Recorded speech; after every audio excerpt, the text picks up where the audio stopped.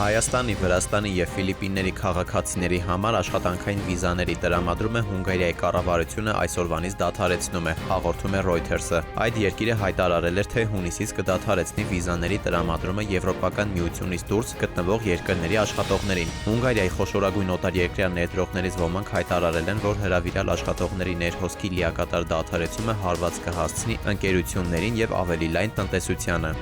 Ավագ դասարանների սովորողների համար սեպտեմբերից կգործեն անվտանգ երթևեկության և վարորդական իրավունքի խմբակներ։ Ծրագրի նպատակն է բարձրացնել սովորողների իրազեկվածությունը ճանապարհային երթևեկության անվտանգության վերաբերյալ։ Խմբակի մասնակցությունը 12-րդ դասարանում կարող է հանդիսանալ նաև վարորդական իրավունքի քննության համար նախապատրաստական դասընթաց։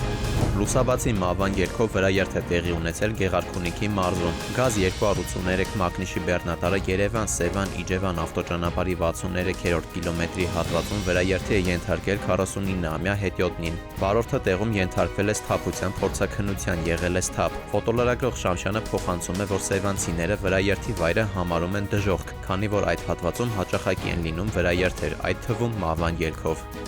Դավիթ Թադևոսյան, ժամը լրատվական։